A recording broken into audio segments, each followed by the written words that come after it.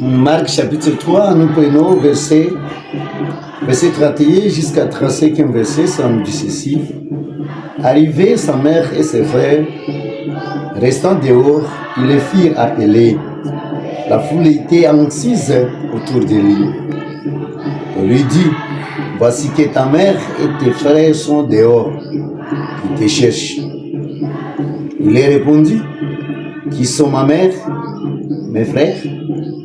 Et elle parcoura, dit, regarde ce qui était ainsi, un cercle autour de lui. Il dit, voici ma mère et mes frères. Quiconque fait la volonté de Dieu, voilà mon frère, ma sœur, ma mère.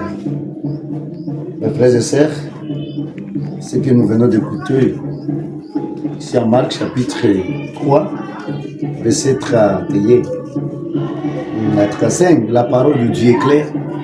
Combien de fois le Seigneur Jésus-Christ voulait nous montrer qui est d'abord sa mère, qui est son frère, qui est son serve, qui est les proches, alors je vais dire comme ça. Ici, Jésus continue avec l'œuvre de son Père parce que sa nourriture est de faire la volonté de la personne qui l'a envoyé. Pour cette raison, mes frères et sœurs, nous sommes censés aussi de faire la volonté de la personne qui nous a envoyé. Sur Jésus-Christ, c'est ça notre devise même. Faire la volonté de la personne qui nous a envoyé. C'est notre nourriture quotidienne. Alors, on a dit arriver de sa mère, ses frères, etc. Pourquoi on les cherchait? Parce qu'il continue à prêcher, il continue à faire la volonté de son Père. Pour cette raison, sa famille est arrivée pour les chercher. Les porter apparemment ici, c'est vers de la famille de Jésus. Alors, remarquez parce qu'il voulait nous montrer clairement que les vrais frères, c'est qui? Ce que Jésus voulait nous montrer. Sa sœur, c'est qui? Ce que Jésus voulait dire aussi. Sa mère, c'est qui? C'est toute personne qui a cru à lui, qui doit faire la volonté de son Père qui l'a envoyé.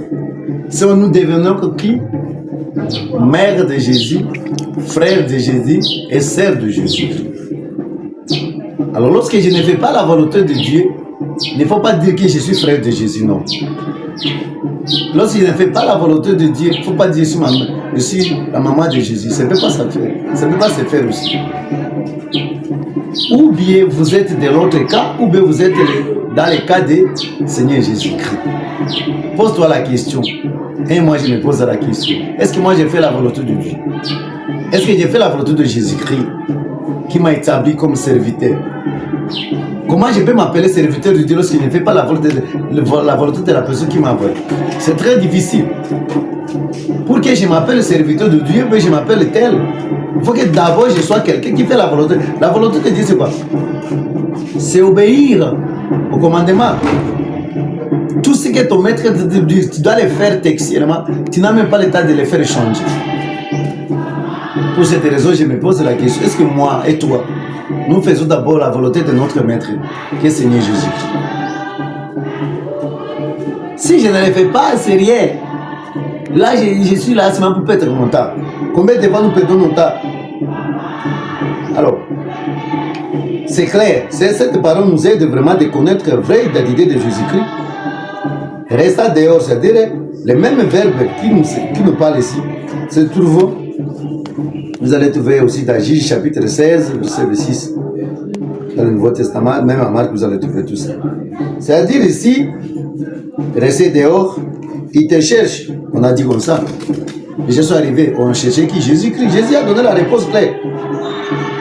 Dans les nouvelles Israël, on peut dire, chacun est d'abord appelé à accepter tout de Jésus tel qu'il est. Chacun est appelé à accepter d'abord tel qu'il est. Si vous ne voulez pas accepter Jésus-Christ, c'est-à-dire que vous êtes déjà perdu. Vous n'êtes plus dans les camps du Seigneur Jésus-Christ. C'est ce que vous devez retenir.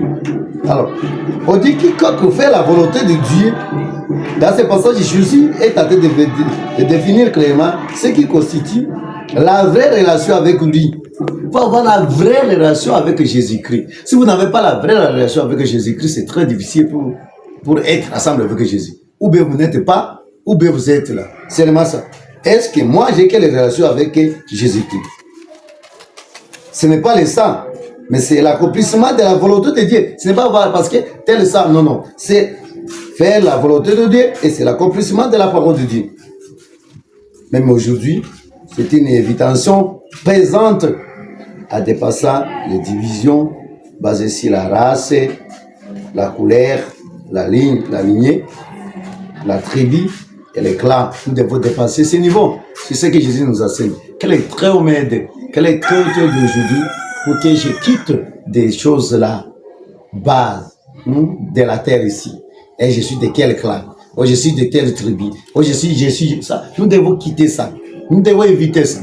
Nous devons être très vraiment dans une relation intime avec notre Seigneur Jésus-Christ. Que nous soyons des exemplaires partout où nous sommes. Que les traits vous bénissent. Abonnez-vous. Passez-vous. C'est votre simple serviteur de tous les jours. Shalom.